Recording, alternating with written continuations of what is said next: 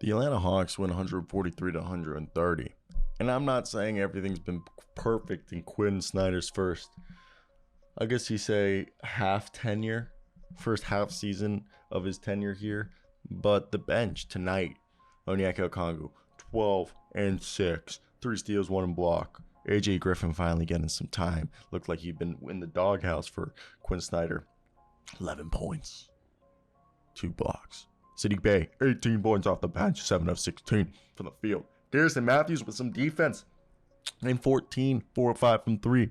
Aaron Holiday, 7 points, a few assists. And then go to the starting lineup, DeJounte Murray with 20. Bogdanovich, the man who recently got an extension at 9 points, 14 points for Trae Young before he got ejected for throwing a ball and official was bullshit. 17 points for Clint Capella with 17 rebounds. John Collins, 21, 2 blocks, 3 assists. Let's talk about this. All right, because John Collins led eight Atlanta scores in double figures as he had 21. Jordan Nwora was good, but the Hawks set a season high scoring despite the loss of Trae Young, who was ejected in the third quarter. 4 Atlanta backups had double figures. And Quin Snyder said our bench was unbelievable, raised the level of competitiveness in the game, and the 37-37 Atlanta Hawks protect their shaky hold on the number 8 spot in the Eastern Conference playoff standings. And Young was ejected after finding an unusually hard pass to referee Scott Wall during a timeout. Wall caught the ball. Young was immediately called for a technical foul and ejected.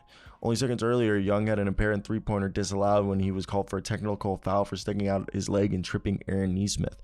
The technical foul was Young's 15th on the season. A 16th technical foul results in an automatic 1-game suspension.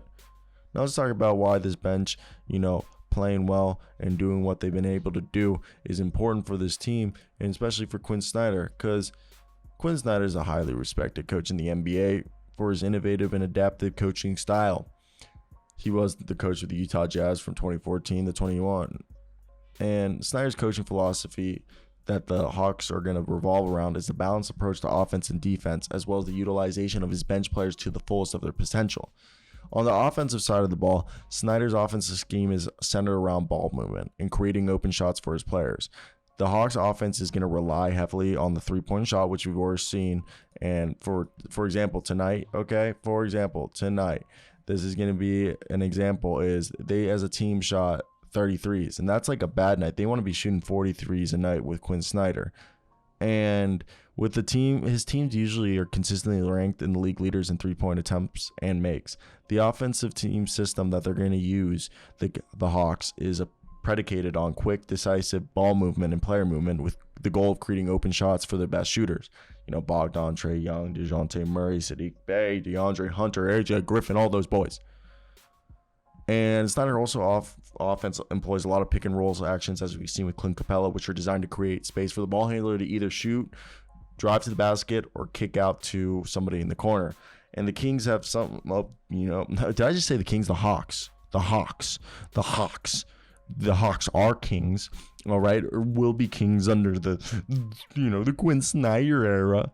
I had said Kings any time earlier, but the Hawks have some of the best pick and roll players in the league with Clint Capella and Trae Young, DeJounte Murray, John Collins, arguably. And Snyder utilizes their skills to create scoring opportunities for the team. In addition to the pick and roll actions, Snyder also incorporates a lot of off-ball movement and screening, as you've seen with Bogdan, Saddiq Bey, all right, AJ Griffin, DeAndre Hunter. This creates space for those shooters to get open, as well as opportunities for the players to slash and cut towards the basket to get an easy layup or dunk. Now, the Hawks, Snyder's defensive scheme is focused on versatility and communication. The Hawks' defense is starting to be built around a system of switches, with players being able to seamlessly switch assignments to prevent mismatch and open shots. This requires a high level of communication and trust among the players, and they also use different language than the rest of the league, as they must be able to quickly and effectively communicate with each other to make sure everyone's on the same page. The Hawks' defense is going to start to become known for its rim protection under Quin Snyder, in my opinion. This will be a group of guys that they're going to protect the rim. They're going to protect the rim because, like tonight, they had, as a whole, as the team, 8 blocks compared to the 7 that the Pacers have, and the Pacers have rim protectors on their team. All right, and the Pacers scored 60 points in the paint. All right, and that's number going to continue, something that we with Quin Snyder will continue to go down. And Having Clint Capella there, his presence will allow for the other defenders to be more aggressive on the perimeter, knowing that, Capella is going to be the safety net for them. And Snyder places a high value on his bench players. Saddiq Bey, Bogdan, we saw AJ tonight, which was good, all right?